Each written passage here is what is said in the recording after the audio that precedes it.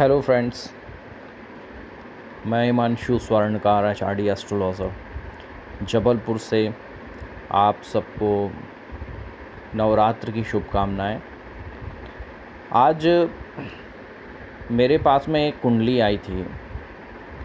ये जो मैडम हैं, इन्होंने पहले तो मेरे को थोड़ा सा चेक करना चाहा कि ये क्या बताना चाह रहे हैं, ये ज्योतिष से किस प्रकार की चीज़ें बताते हैं।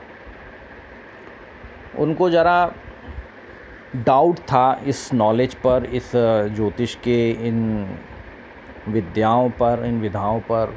बहुत से इनके प्रश्न भी थे और उन्होंने मेरे से एक प्रश्न पूछा कि बताइए कि मेरी शादी कब होगी।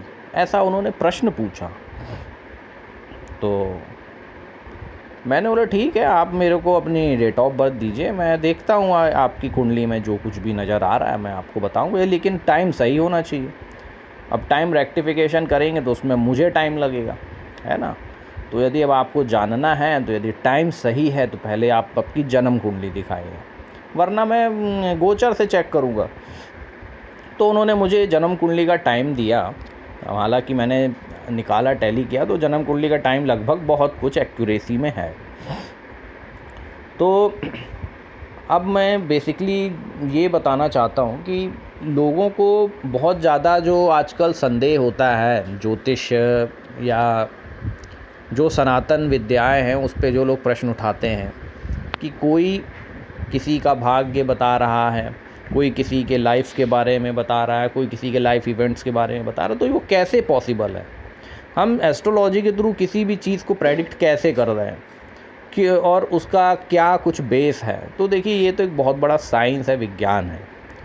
और मैं सबसे बेसिक चीज़ दुनिया को यही समझाना चाहता हूँ कि मान लीजिए आज के ज़माने में या कोई एक ऐसा व्यक्ति हो या कोई एक ऐसा योगी हो या कोई एक ऐसा सिद्ध पुरुष ही क्यों ना हो, वो उसको मान लीजिए कोई देवता भी आते हों।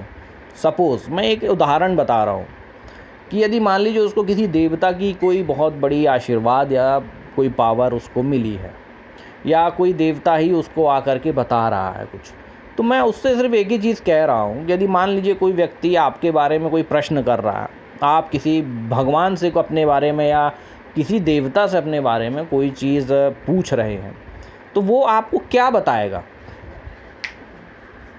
वो आपको क्या बताएगा? तो मैं आप सीधी सी बात है, आप चाहे किसी भी सिद्ध पुरुष के पास चले जाएं, मैं कह रहा हूँ आप योग साधना करके, तप करके आप किसी देवता को प्रकट कर लें, दर्शन कर लें, उससे बात भी कर लें। ऐसा भी होता है। जैसे हम वैकल्पिक सृष्टि कहते हैं, जो वेदों में कहा गया है, ये दुनिया में हम जिस चीज़ का निर्माण करेंगे अपनी आत्मशक्ति से, वो चीज़ क्रिएट हो जाती है। उसी प्रकार हम यदि किसी देवता को प्रकट कर रहे हैं अपने तप से, साधना से, वो यदि हमको कुछ बता रहा है, तो मैं आपको एक चीज़ बताना चाहता हूँ कि वो आपके प्रश्न का वही जवाब देगा, वो आपके जीवन के बारे में भी वही चीज़ बताएगा जो एक्चुअल में आपके भाग्य, आपकी कुंडली में ही लिखा होगा, जो आपने इतने जन्मों से लिखा कर लेकर के आए हैं।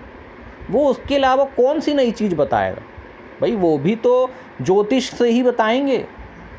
भाई हो सकता है कि वो डायरेक्ट किसी चीज़ को बता दें, पर बता रहे हैं यदि किसी व्यक्ति के बारे में, तो उस व्यक्ति के कर्मों का डाटा तो उस ब्रह्मा जी ने जो एक संकलन करके उसको जिस नक्षत्र पे, जन्म पे आधार पर वो व्यक्ति इस धरती पर आया है, उसके जीवन में कौन सी ग्रह दशाओं के अकॉर्डिंग उसको कौन सी चीज़ों को करना है, कौन सी चीज़ें उसको मिलेंगी, कौन सी चीज़ें को उसको जीवन में बनाना है, कौन सी चीज़ें उसके जीवन में घटित होंगी, किसकी संभावनाएं हैं, क्या सुख मिल रहा है, क्या दुख मिल रहा है, ये सारी चीज़ें भाई वो देवता भी बताएगा।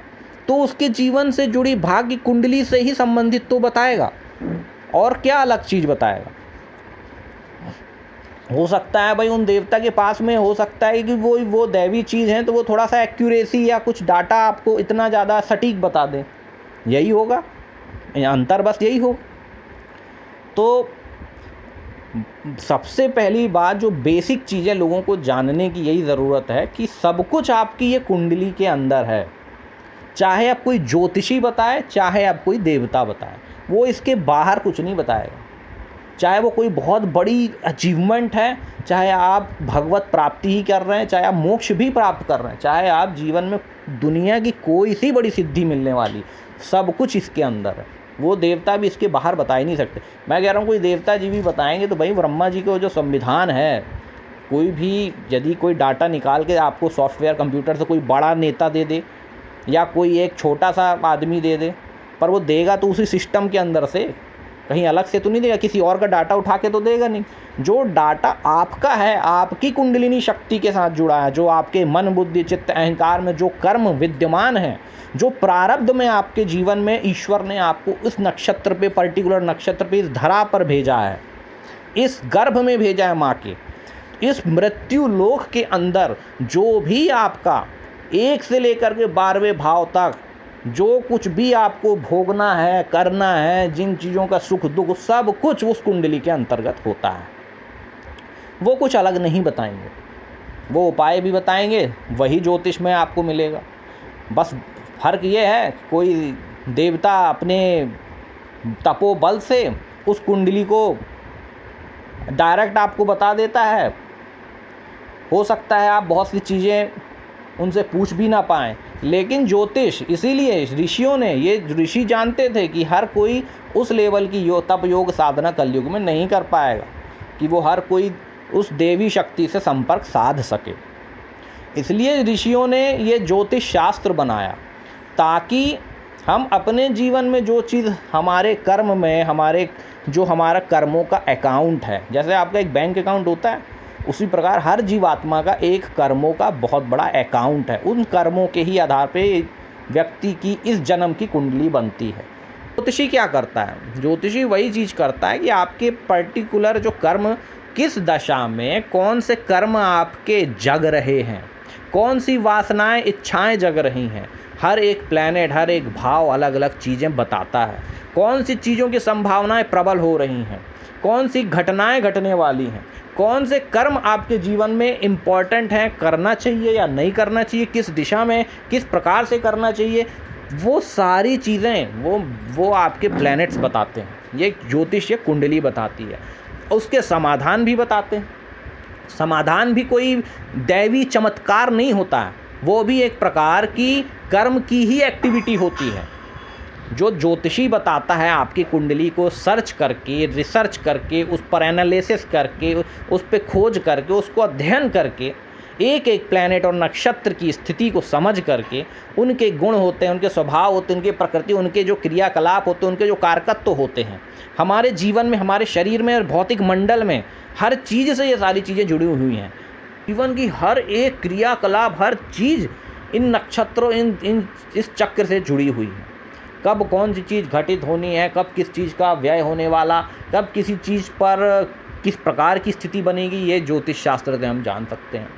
मैं कह रहा हूँ आपको यदि किसी देवता तक की सिद्धि प्राप्त करनी है, कोई देवता की सिद्धि रहेगी और कब तक रहेगी ये भी ये ज्योतिष बता देगा। अब आप बताइए कि ये जो शास्त्र हैं, वेद हैं, ये तो सबसे ऊपर हैं।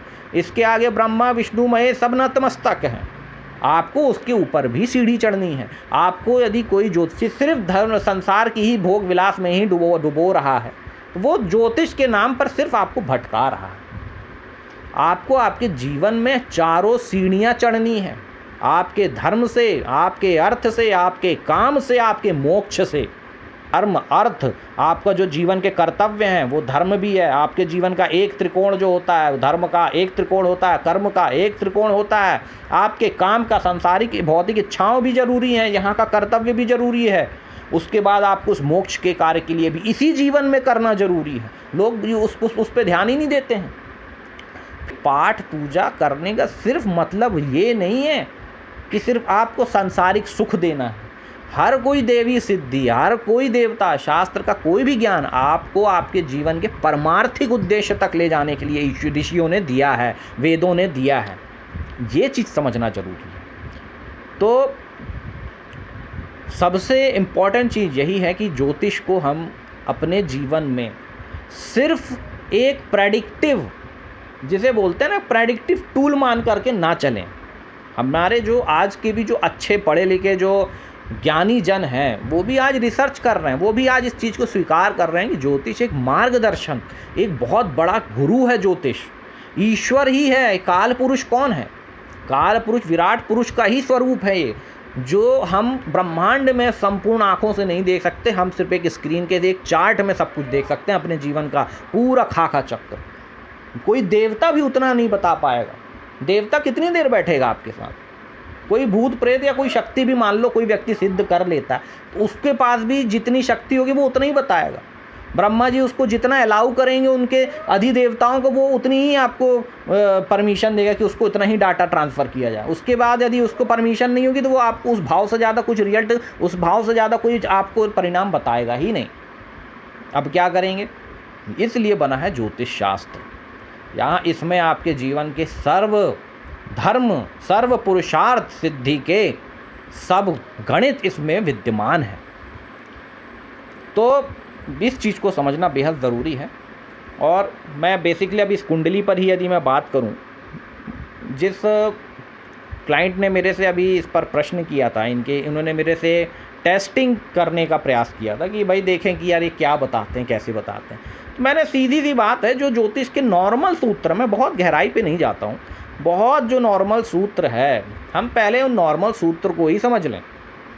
नॉर्मल सूत्र सीधी बात है भाई, सप्तम भाव की स्थिति समझना चाहिए, है ना। और जो इनकी दशाएं चल रही हैं भाई, राहु चल रहा है इनका, है ना, राहु शुक्र और मंगल चल रहा था उस समय। और उसके बाद में फिर इनका जो अंतर में आया, प्रत्यंतर में आया, राहु शुक्र राहु चला। भाई सीधी सी बात है, ऊपर से आप इनकी शुक्र की स्थिति देखिए, सीधे सप्तम में देख रहे हैं। उस पर अभी अभी गोचर में देवगुरु बृहस्पति भी बहुत अच्छा शुभ प्रभाव डाल रहे हैं। सीधी सी बात है, ये मेरे से प्रश्न कर रही थी कि मेरी शादी कब होगी, और मैं इनको बता रहा हूँ मैडम आपकी शादी फरवरी में हो चुकी है। वो मेरा ये जवाब सुनकर बहुत चक्की रह गई, अरे सर आपने कैसे बता दिया, सर आपने कैसे बताया। मतलब कैसे बता दिया? वही ऋषि बता रहे हैं, वेद बता रहा है, परमात्मा का ये विज्ञान बता रहा है। मैं कोई देवता नहीं हूँ, देवता भी वही चीज़ बताएगा जो चीज़ शास्त्र बता रहा है। शास्त्र देवता, क्या कोई देवता शास्त्र से बड़ा है क्या? बिल्कुल नहीं भाई। परमात्मा खुद कह रहा है, परमात्मा खुद उस संविधान के अंतर्गत आते हैं जब भी इस धरती पर अवतार लेकर आते हैं, है ना।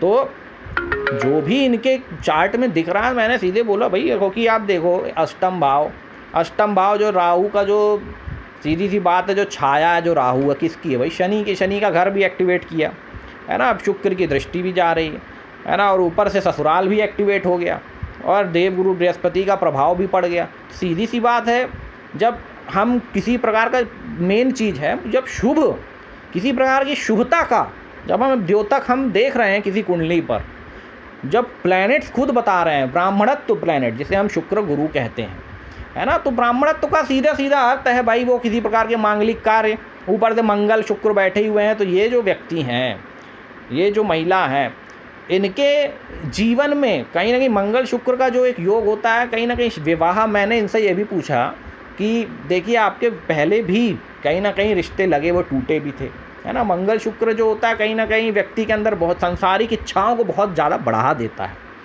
है ना। इनके कहीं ना कहीं डिस्प्यूट्स भी हुए थे, और इन्होंने बताया बिल्कुल हुए थे। अब पहले शादी लगते लगते 2 बार टूटी भी थी।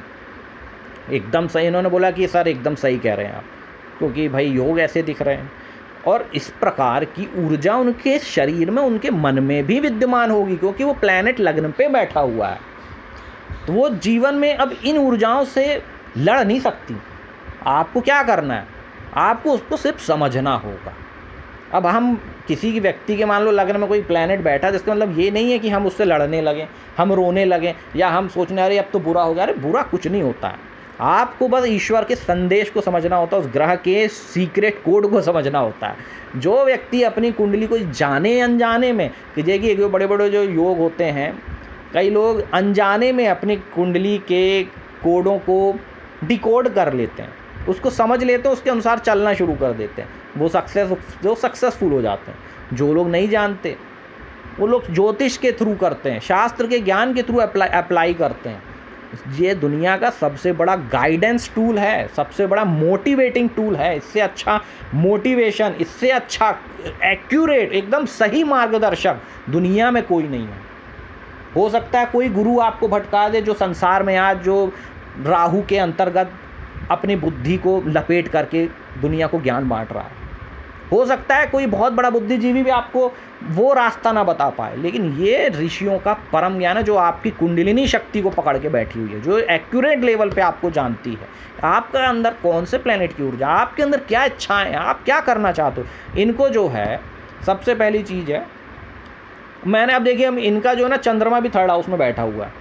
भाई स्वभाव से ही ये जो व्यक्ति हैं ये काफ़ी मित्र बनाने वाली हैं, है ना। काफ़ी इनके पड़ोसी, मित्र, यार, रिश्तेदार हमेशा रिश्तेदारों से घिरे रहती हैं। मैंने पूछा कि ऐसा होता है? बोले बिल्कुल होता है।